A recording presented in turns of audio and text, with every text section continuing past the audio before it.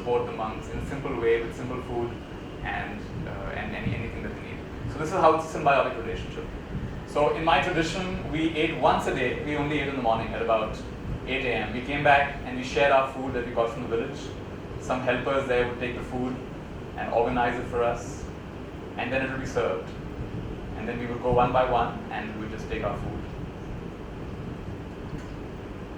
We'd have a short refreshment in the afternoon, but apart from that, we ate once a day. So again, this challenged my paradigm. Normally we think we need to eat whatever 3 times or more per day.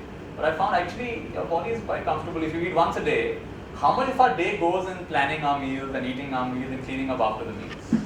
And then planning the next. And already on our meal we're discussing, lunch mein kya khayenge? Or dinner mein, what do we have for dinner? And so much of our mind and energy just goes around that. So you find that when you're living like this, it just gets so freed up, the energy gets so freed up. One set of clothes, which we wash with natural dye. You know, detergents, if you wash with detergent, by 2 days it starts smelling. But natural dye, you take a jackfruit tree and you make the wood of that, you boil it, there's certain leaves, you boil the leaves, and when you wash your clothes with that for 1 week, they're fresh. All you got to do is put it in the sun and they smell fresh again. So you only have to wash your clothes once a week. We have small huts. There was a lady who came who was she lived in a big mansion. So from Australia she came and she saw our huts. She said, "Do you live in that?" I said, "Yeah." She said, "Yes." So how much time do they need to clean that? 15 minutes. So I spend the whole day cleaning my mansion. And even though she has support staff, but the whole day supervising, cleaning of her big mansion. So sometimes you wonder, do you own things or do Things own you. Do things own you? At what point do things start owning you? At what point do they stop being a convenience and actually become a burden on your life, on your spirit? So we try to live as simply as possible. Even no hair, so no shampoo neither. You know, you can tell you about it. How wonderful. And so that's me sitting there at the center. And so it's a life dedicated to, it's a practice of living in the present. It's a PhD in living in the present moment. How do you live more in the present moment? Joyfully in the present moment. How do you do that? So this is a training. As monks, whatever we are doing, we're supposed to give it our full attention. So for example, these monks are washing their bowls. So the instruction given to them is, imagine that the bowl you're washing is the Buddha's head. How would you wash the Buddha's head? Oh my goodness, the Buddha's head. So now you wash it so carefully, so mindfully. So every aspect of your life is done so mindfully. It was a rather big monastery, so we would end up walking quite a bit.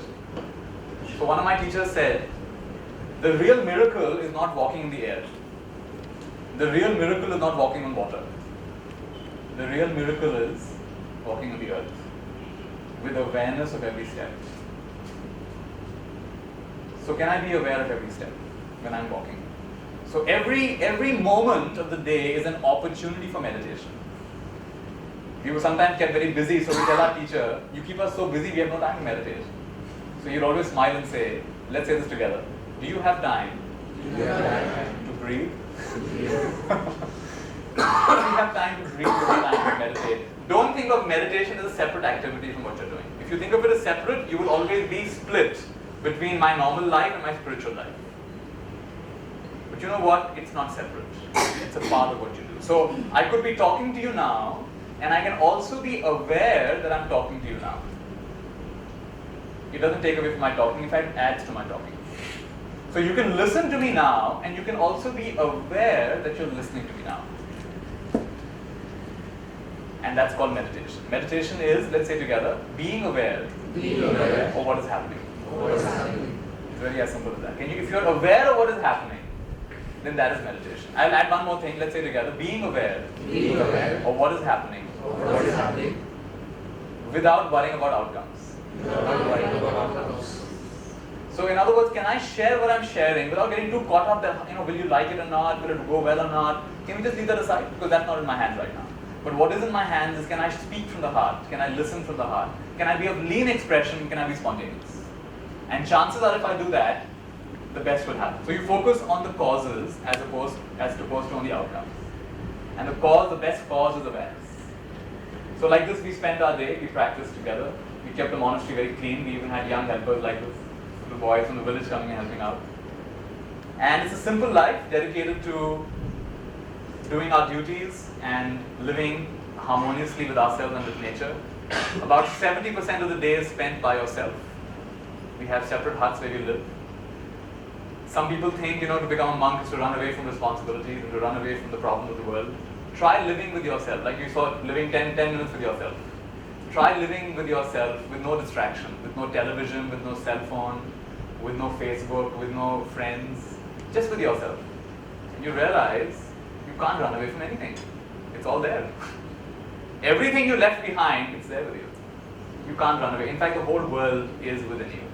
The Buddha says, within this fathom-long body is the origin of the universe and the ending of the universe, right here. It's not outside. In the Vedic tradition, they say, let's say this together, Yatha Drishti, Tatha Shrishti. One more time. What does it mean?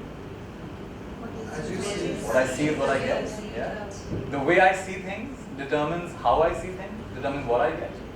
So when I change the way I look at things, the things I look at change.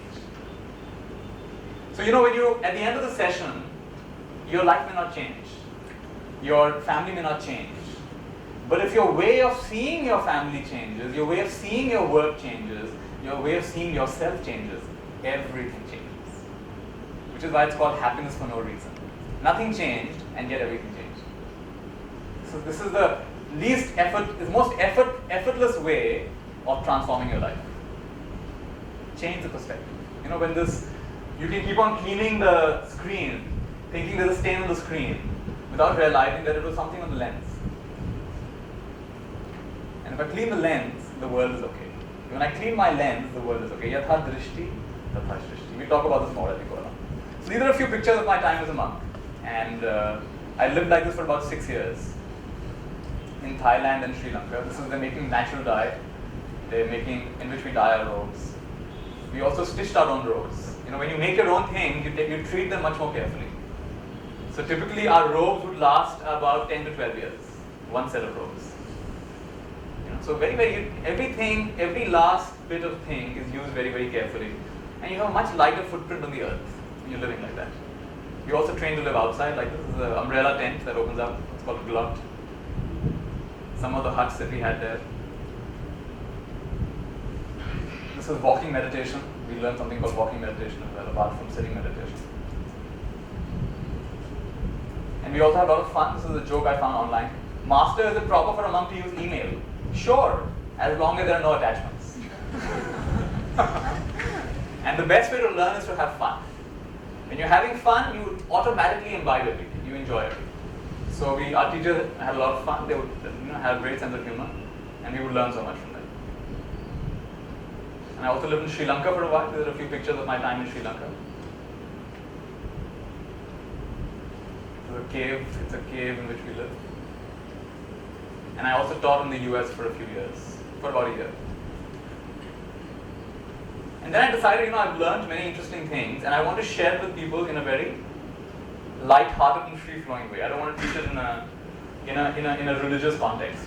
So the same truth, can I share it free from the trappings of the tradition? Although the tradition is very beautiful, there's no doubt about it. So for about 5 years back, I left the robes, and some of you met me before, even Yogi met me before I just was the monk then. And I've begun just sharing some of the things I've learned in a very spontaneous, joyful way. And so that's been my journey.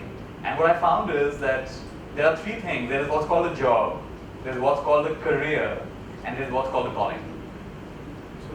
Calling. So there's job, career, and calling. What's a job?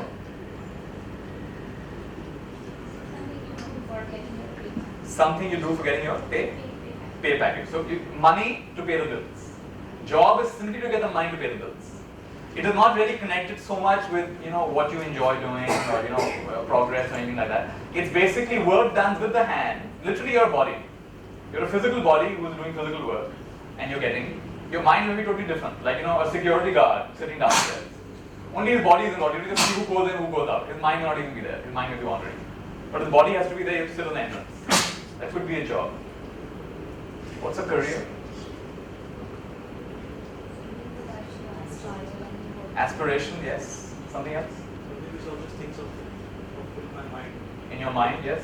Very good. I have to achieve. I have to achieve this. So it's about achievement.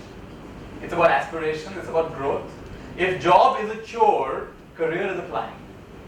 It's about moving up. It's about progress. It's about reputation. You may leave a vice president position in one company to become president in another company. Even though you get a lower pay salary, you may actually leave vice president and become CEO of another company to get a lower salary. Why? It's not just about money anymore. It's money plus something. It's money plus learning and development and growth and reputation and influence and power and all those things. So it's hands plus head.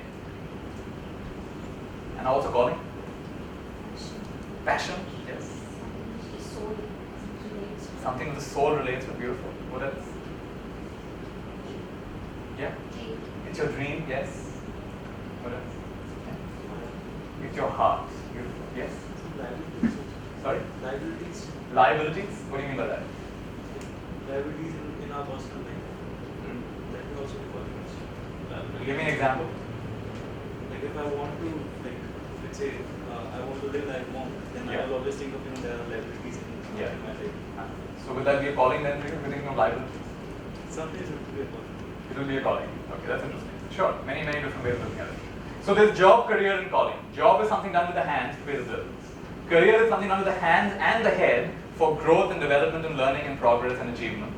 And calling is something done with the hands, head, and heart. It is your full being, which is done, yes, there you pay the bills, yes, to grow, but most importantly, it's who you are. It's an expression of who you are, and even if you don't get paid that much, and even if people don't recognize you for what you're doing, as long as you're doing what is satisfying you, it is inherently self-fulfilling, which is why it is happy for no reason. It is called happiness for no reason. Monks get no salary. Monks are often living unknown lives, nobody even knows them. They live very quiet life. Very few monks are famous. Most monks are not known about. And the research tells us that some of these, clergy people, monks and swamis are happiest people in the world. Happiest people in the world.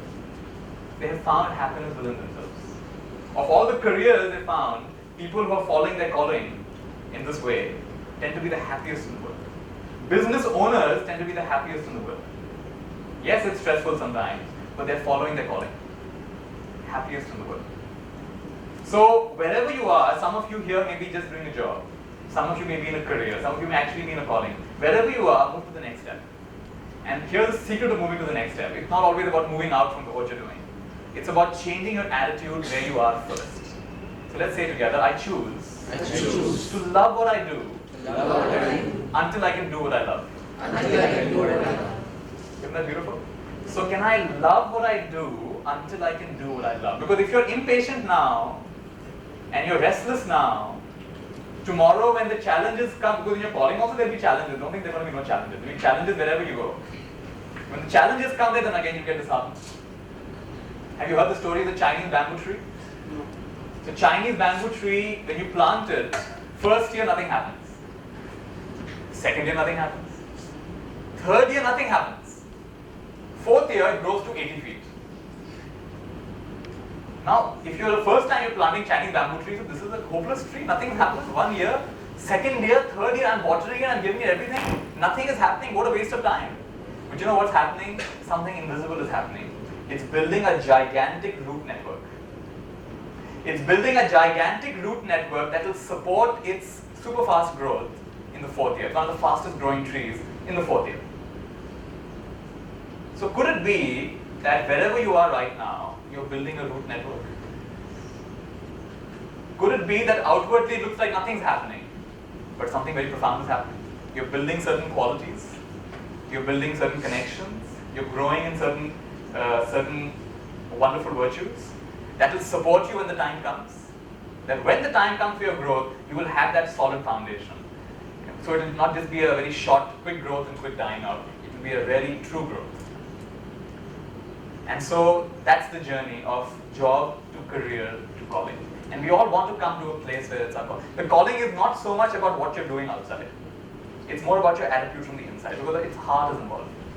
So you could be a security guard and really focused on smiling at every person and saying, have a good day, sir. And that could be your calling actually. You could be a receptionist, you could be a bus driver. You could be a person who delivers vegetables to people's homes. And that could be a calling. It doesn't have to be something, you don't have to be a rock star for that. You could be something very simple and doing with your whole heart. One of the best examples that really moved me, I was in Pune, I live in Pune, and I was in one of these busy roads.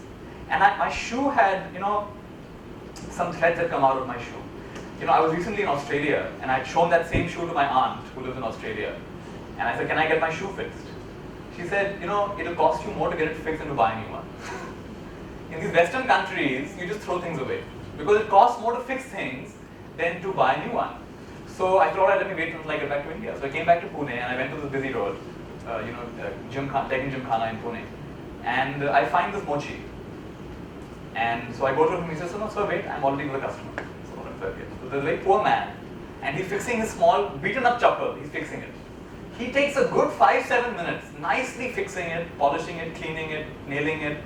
Nicely does a good job. With no hurry. I'm a bigger customer in one sense, but takes care of his customer nicely. And meanwhile, I'm noticing, I've never seen such a clean mochi box. I mean, everything is painted blue. It's very hard working with polish and all of these things to keep your things clean. Immaculate. No dirt. Everything is exactly, the brush is in the right place, the polish is in the right place, everything is in the right place. And then when the guy gives him 5 rupees, he doesn't just put it in his pocket. He has a little picture of Sai Baba over there. So he takes the 5 rupees, touches Sai Baba's feet, and then puts it in the box. So yes, sir, now I can take your thing. So I give it to him, and again he smiles. And now he starts fixing my shoe, and we have a nice conversation. And I realize this man is fulfilling his dharma. He could be on the side of the street. He may never be famous in his life, but he's fulfilling his dharma. And he is doing more than many other people running around here and there are doing. I don't have to throw that shoe away. I can use that shoe now. And I feel like offering him a lot more money. Because he asked for only 10 rupees from me. I gave him 50 rupees. And he just smiles and he again offers it to Sai Baba and he puts it inside. So a balanced mind. This is what it does. It's inherently self-fulfilling. Wherever you are, you find life beautiful. When you're living from your heart, not just from your head. It's not about getting somewhere or achieving something. It's about being present with your experience. Good. So now I want to, any questions about my journey as a monk before we continue? Yeah, go ahead. Generally we see that monks have very different look in terms of dress code. Yeah. So what is the reason behind? Okay, good. So you'll notice most religious traditions, spiritual traditions, have a very distinct dress code because they have a very distinct way of life. So you'll notice not only religious traditions, army people have a different dress code and a different hairstyle. Police people have a different dress code, different hairstyle. Doctors have a different dress code. You can literally see a picture of a man wearing a white cap, you say doctor immediately. You can just look at them and you know what their profession is, right? So in the same way, especially in the olden times, it was very important. For example, monks would not touch women. If you're a monk, you would not touch a woman. If you're a nun, you would not touch a man. So it's very important to have a distinct sense. Oh, this person is a kind. You treat this person this way. You treat a policeman this way, you treat an army person this way, you treat this person this way, and this person this way. So this is why in the Buddhist, in every tradition, like the Swamis in our tradition, they grow their hair long.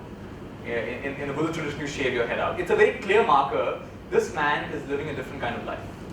So that's the reason we do that. And we have robes that are patchwork robes. This is to remind the monks that in the earlier days, one long piece of cloth, those days, could only be afforded by the very rich people.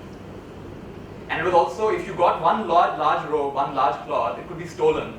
It was very expensive in those days. Nowadays it doesn't matter so much. So they'd cut up the cloth. Even if they got cloth, they'd cut it up. Or they'd find rag robes and they'd stitch it together to make their robes, which they'd wear together.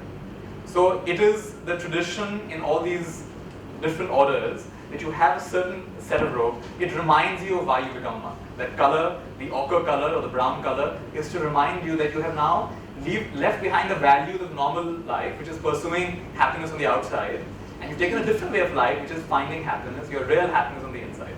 That's why you wear those kind of robes. Does that answer your question? All right. Yes. Go ahead. One question. What made you think what calling happens in your life that you become a monk after reading all this? Yeah. It wasn't something that happened. You can ask it again. Could you all hear the question? You all heard the question. All right. Okay.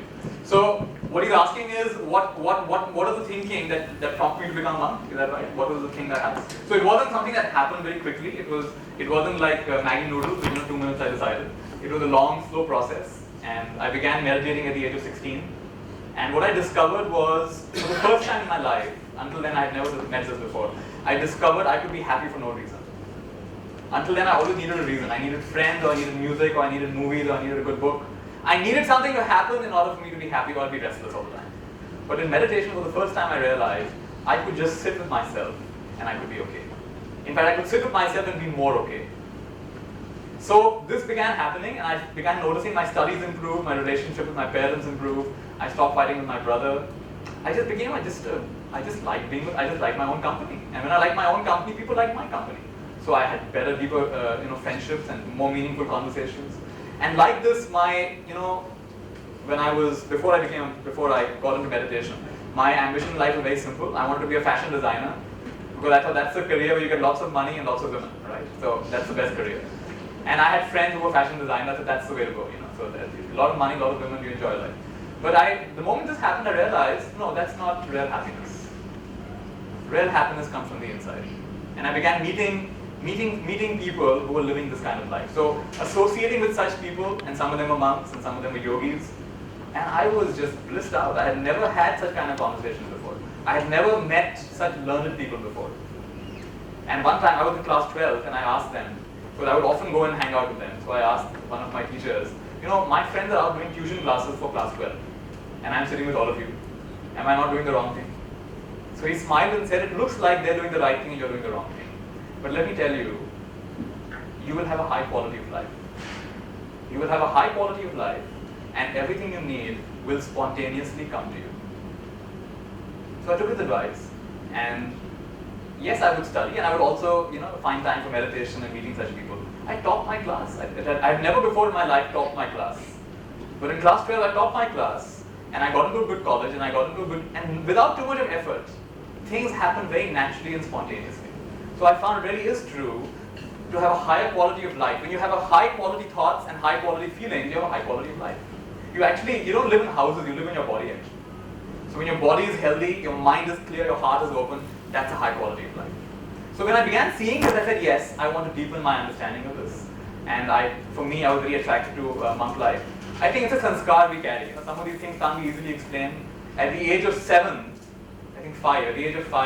I was told, I don't remember this, when they asked me, what will you do when you grow up? I already was saying I'm going to be a sannyasi when I grow up. And I don't know where I got that idea from. So some of these things we carry from who knows where, and they just are within us. And I found when I became a monk, it just seemed, for the first time in my life, I felt I'm in the right place.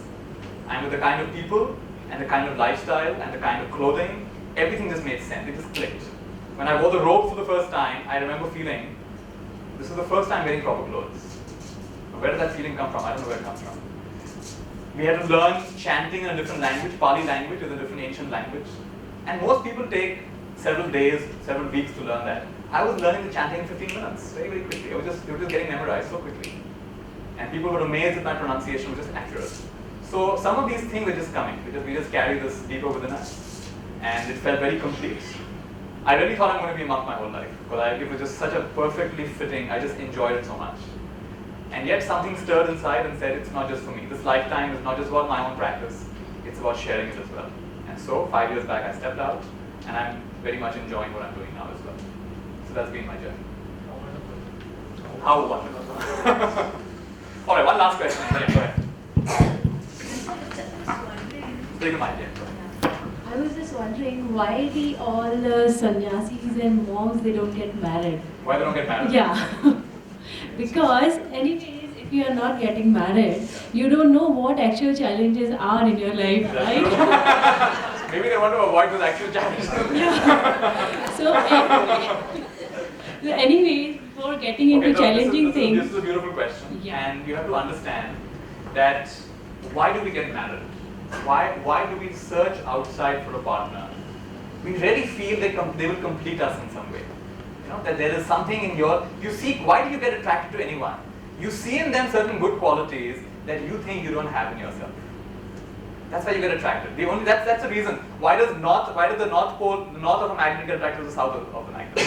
It seems to have the totally opposite. Have you noticed that the person you get married to seems to have very opposite of you?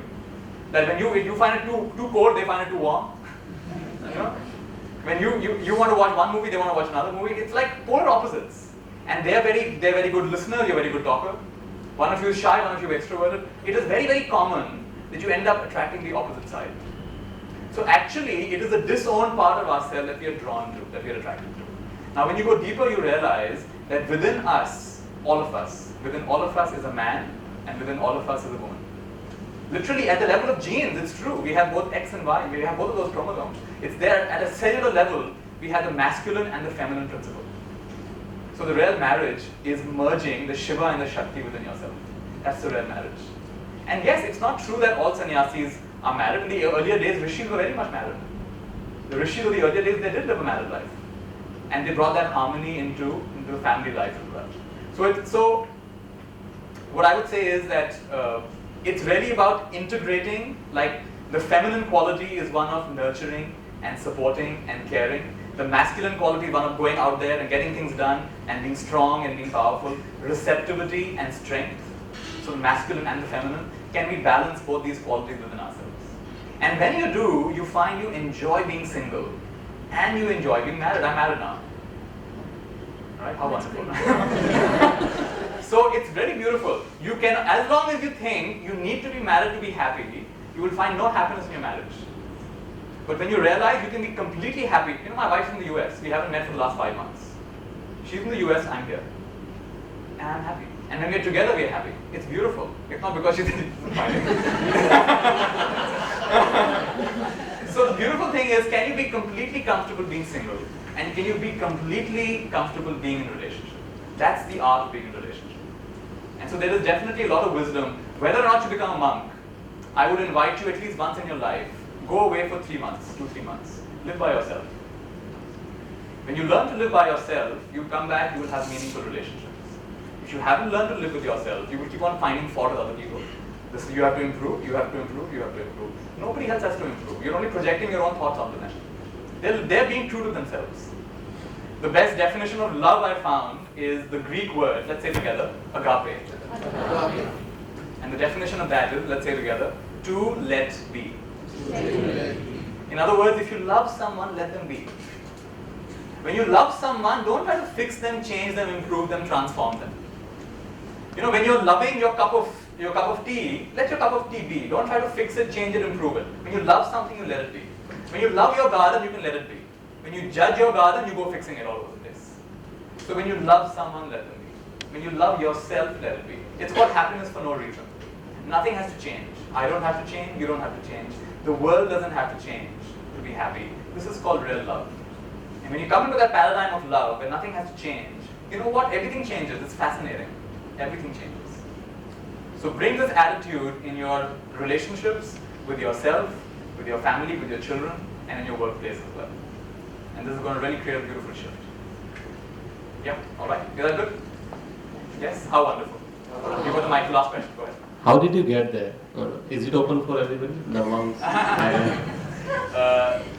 So essentially, it wasn't so easy actually, because there are many monasteries, and you know what? Sometimes it's hard to find a genuine tradition. It's hard to find a genuine tradition where they truly are spiritual practitioners. So I actually spent a good amount of time researching. I went to Bodh Gaya, I went to different monasteries, I met many monks, and then I found a very good teacher and a very good teaching in Thailand. And so I wrote to them, and things happened at their own speed. So they wrote to me 6 months later. They took their own time to get back to me. They said, yes, you can come. And so then I had a little communication with them. And initially when you go, you just go as a guest. You don't go to become, you just go as a guest. And after a while, you become what's called anagarika. You may have seen some photographs where there was white robe, bald and white robe. You saw some photographs back there. So that's called anagarika. You're not a monk yet, but you're just training. So you spend about 6 months as an anagarika. And then you become a samanera, which is a junior monk, a novice monk. And then you become upasampada, truly a fully ordained monk. So it's a gentle process in which you get enough time to check out the tradition, and they get enough time to check out how sincere you are. And that's how the true traditions work. They don't just get come. This monastery, until recently, didn't even have a website. You really had to find out by word of mouth. You just couldn't find. And that's how I found true teachers work. They work silently. They're not out there to just spread their message. Or maybe there's some goodness to that as well. But there's something very beautiful about just being quiet. I found 3 approaches in spiritual traditions. Some people will tell you, like you attended my session now, they'll say, okay, now, next time you come, bring 2 more people with you. That's the first approach. Next time you come, bring 2 more people, get your family members, convince them and get them along, but they'll also benefit. That's the first approach. The second approach is, I will not push you, but I'll make it information available. So on the internet it's available, maybe in the newspaper it's available. No one's getting pushed, but the information is available, and the website is available. The third one is very interesting, and this is found in the Sufi tradition and certain other mystical traditions, that you're not allowed to tell anyone. They have to come to you and ask you, how come you're always happy? How come you're always smiling? There's something different about you. What are you doing? And you know what? You can't tell them until they ask you for the third time. So they have to notice such a profound shift in you. They start bugging you. What are you doing? You're doing something. You're not telling me what you're doing. What are you doing? What's different about you? How come you're so calm? How come you're so peaceful? Only when they ask you for the third time, say, all right, you can come and meet my teacher. You can come and meet my group. And that's the quiet traditions.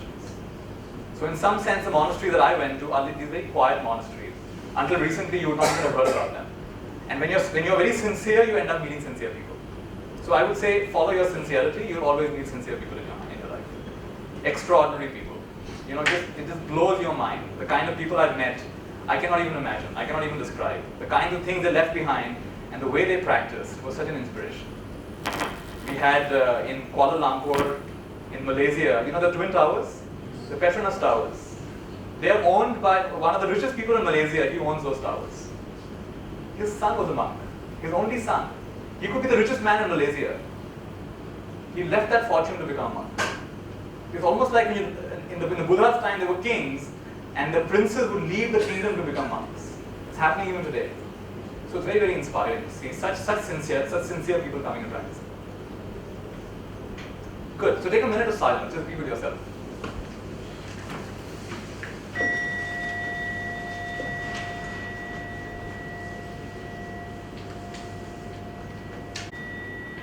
You can all take a deep breath. How wonderful. Good. So now I'd like to get into this sharing, and what I'm going to do is I'm going to be introducing concepts, and then I'm going to get you to share it with your partner. Right? So I want all of you to find a partner next to you. Everyone find a partner next to you? Just say hello to them, share your name with them, get to know each other. And also greet them, the highest in me bows to the highest in me.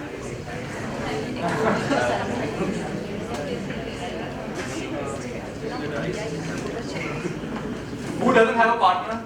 Alright, so can you join him? Can you join him? Yeah, you join him. Just come close, sit next to him. You need a partner. Say hi. We're going to get you to discuss with your partner, all right? And this way we will deepen our understanding. So let's just get started. Something very simple to begin with. I have a nice book here. It's called Simple Thoughts That Can Change Your Life. And I'm going to read a random thought from this book, and I'm going to get you to discuss it with your partner. Okay, let's say this together. Today, I see no value in comparing myself with others. One more time. Today, I see no value in comparing myself with others. So this is a powerful teaching. I want you to take 2 minutes and discuss with your partner, what does this thought mean to you? And not just intellectually, try to bring it into your life. What happens to me when I compare? What happens to me when I don't compare? And like this, keep the conversation very real. Speak from the heart, listen from the heart, be of lean expression, and be spontaneous. Which means don't plan. When the other person is speaking, don't plan what you're going to say. Listen to them deeply. Let's take 2 minutes to discuss with your partner.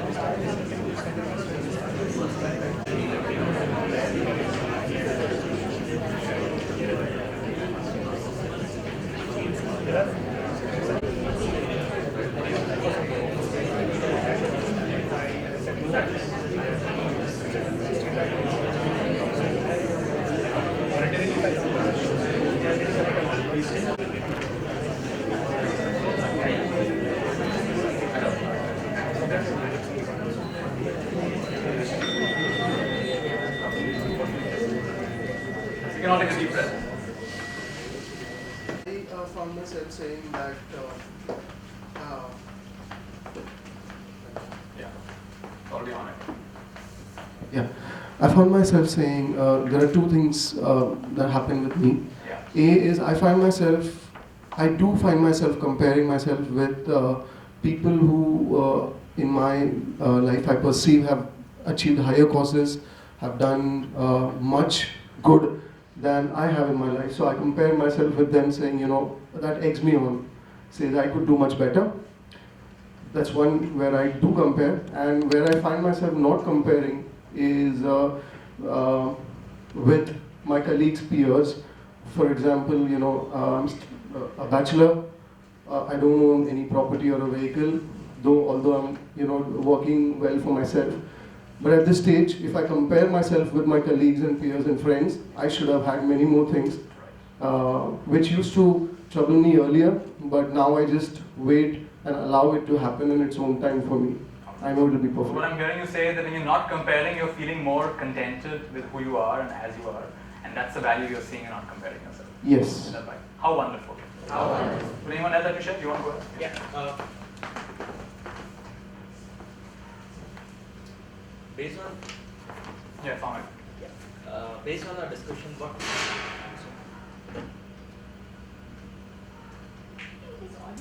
It's audible, yeah. Maybe they don't capture it No, we won't capture for the it. video. See, what we were discussing, so what we found is that it's a human tendency to get into a comparison mode. Okay. What happens is that when you start comparing yourself with someone, your peers who have grown up, okay, we often find it ourselves the negative points, what you are lacking in, rather than concentrating on what is your strength area. Okay, so we often maybe it is very much evident that somebody may be having some good quality, but you start rather than focusing on your strength, you start thinking, "Nahi, mujh mein ye burai hai, that's the reason I couldn't get So there." negative comparison. Negative comparison. Okay, and that leads you to more negative in your thought.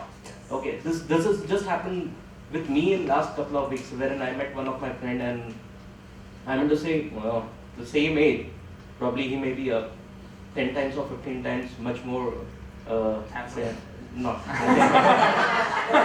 think that's the comparison we do normally during our college days. Now it's like in terms of wealth or what that person has achieved. So it was like very conflicting mind, ki kya hai and all those things. And then you, at the same time, I said, nahi, theek hai yaar, I'm happy where I am. Yes. Okay, so that's. How wonderful. So add to Yes, that, please. I think even when we are comparing and Go ahead. I think even when we are comparing and when we see that we are better than the other person, Yes. I think what we get, that happiness is the bad happiness. I'm better than you. Like that kind of thing. So I think So how that's not interesting. good, yeah. How wonderful. And I'm sure you've all had rich discussions. My teacher, I was once walking in the forest with my teacher, and he pointed a tree to me and said, "Is that a big tree?" So I said, "Well, compared to that tree, it's a big tree. But compared to that tree, it's a small tree." He said, "Exactly." He kept walking. And that was a very profound lesson for me. That, what do we say is better and worse? It's just comparative, right? Are you a rich person? Compared to someone, you're a very rich person. Compared to someone, you're almost nothing. You see, it'll always be like that. So it's always, you just are the way you are. I read one teaching of the Buddha which really shook me up. When I read this teaching, I was shaken up for the whole day. The first two parts of it I was familiar with, even the third part of it just shook me up. The first part he said was, when you think you are inferior to someone, you are deluded. Alright. Second thing he said is, when you think you are superior to someone, you are deluded. And then he said, when you think you're equal to someone, you're deluded. Now, are we all equal? Really? Are we equal? Are we all better? Are we worse? You see, none of those three apply. You take even two leaves of the same tree. Are they really equal? If you look at them very carefully, you find actually they're not equal. They're similar, but they're not equal. They're not better, they're not worse, they just are the way they are. A lotus and a rose. Which is superior, which is inferior, which is equal, doesn't apply. Very interesting. Neither of those three apply. Because all those three are based on a premise of things are separate. Which of my fingers is superior? Which of my fingers is inferior? Which of my fingers is equal? None of them apply. So what a fascinating way to look at life. Not superior, not inferior, not equal. Things just are the way they are. Meeting life just the way it is. And there's a certain beauty. No seed, no tree ever grew in the wrong place. No star is ever in the wrong place. And none of you are ever in the wrong place. Until you compare and say, I should be here, I should be there. Two myths of happiness. If you understand these two myths of happiness, this session is a super success. Let's say together, the myth of when. The myth of when. And the myth of more. And the myth of more. Now you tell me, what is the myth of when? When I am da-da-da, I'll be happy. So what are the da-da-da? Let's fill in the blanks. When something happens, I'll be happy. So for example, when there's a party.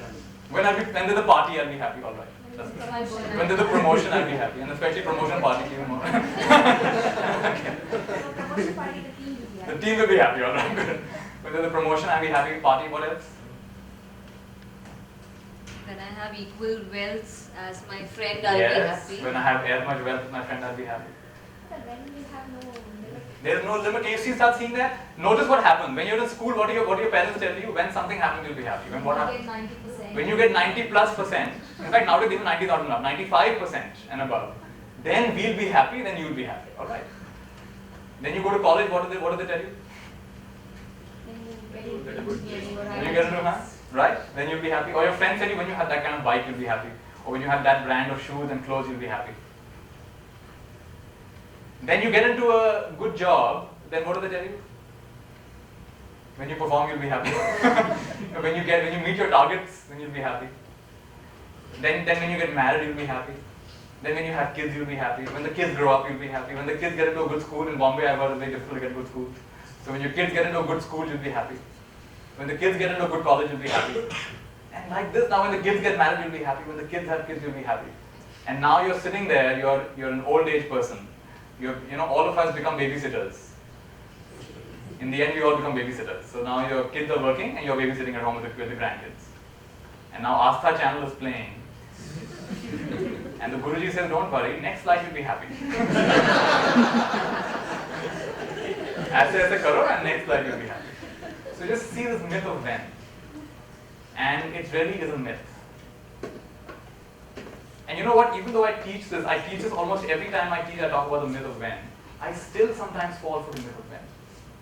It is that pervasive that when something happens, I'll be happy. So what is the opposite of myth of when? Now.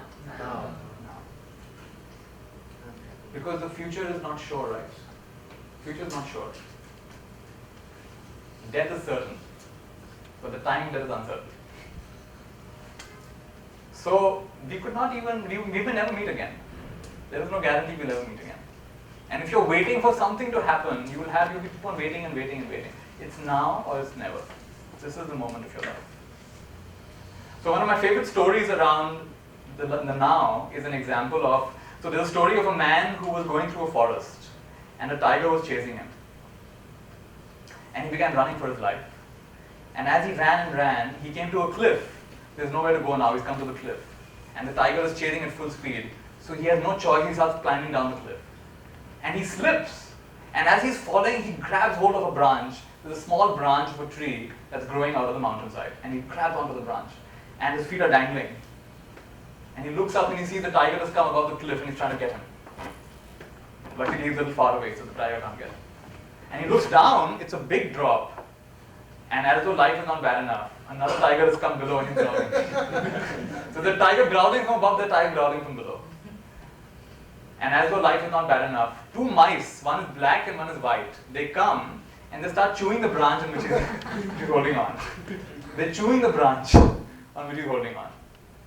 And just then, to the left, he notices there's a small strawberry bush.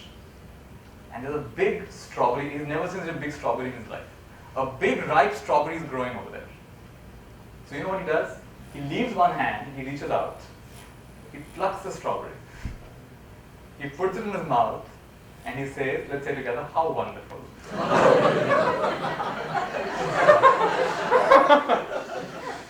Now that's the story, alright? So now obviously it's a teaching story, right? So what does the tiger above represent? Problems of the past. Yes, beautiful. It's the past. How many of you here drive a car? Just raise your hand. How many of you drive a car? Now, if you were to drive your car looking only at the rear view mirror all the time, would that be a safe drive? No. Very dangerous way to drive. But some of us live our life like this. We are living our life looking at the past. That happened in the past, that happened in the past, that happened. So many things happen, so much unresolved stuff in the past. We're not really here, we're in the past. If you're always in the past, the tiger of the past may badly scratch you. You may get badly hurt by the tiger of the past. What does the tiger below represent? Anxiety of the future. The future, right? Straightforward. And also, you know, physical death. Tiger of the future also, one of our biggest anxieties actually, stated or unstated, is the unconscious fear of death. So the tiger below also represents death. It is certain. Death is certain. There is no greater certainty in life than death. And you know the two mice that are eating away, one is black and one is white. Can you guess what that means? Day and night, exactly. Day and night are eating away this branch. We have nobody knows when the branch will break. We are all in this position actually. We are all dangling from this branch and nobody knows when the branch will break. My teacher often addresses big gatherings, maybe 300-400 people. And sometimes he says this, it kind of shakes people up, but he says this. He says, I'm going to come again next year. But unfortunately, 3 of you won't be here. Statistically speaking, if we go 300, unfortunately 3 of you may not be here. And then he says, don't just look at the old ones. Don't just look at the old ones, it could be anyone. If you go to the graveyards, very instructive, if you ever go to, I don't know if you've ever gone to graveyards, especially the Christian graveyards, you can see the dates when they were born and when they passed away. It is amazing how many young people are there. How many babies are there. It is not only old people there. There are many young people there. And you realize, just to have a day to live, it is such a gift. Whenever you are complaining about your life, think that right now there is someone your age, somewhere in the world, breathing their last. And they would love to have your problems. And they would love to have another chance at life. When we think like this, we stop complaining so much. Because it's true, there is someone in the world exactly your age, they may even have been born on the same date as you were, that much. And they're breathing their last right at that moment. So the myth of when is when something happens, I'll be happy. And instead of that, this man turns to the strawberry, which represents what? Present. The present moment, the now. And you know what? It takes some courage to leave, if you're dangling over there, it takes some courage. Like all of you, it took some courage. We all have routines, we all have so many to-dos. You left all of that and you came for this session. That is called leaving your hand. You didn't quite know what's going to happen in the session. You trusted and you came for the session. And you plucked that strawberry. You're putting it in the mouth. And now you see how wonderful. And how wonderful. So just notice something. I want you to be fully in the present moment. Just don't even move your chair. Just be exactly in whatever position you're sitting. Just be here.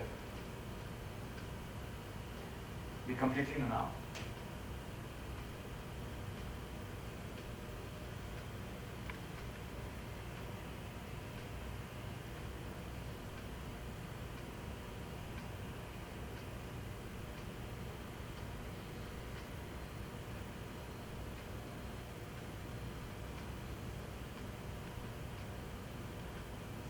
And just check.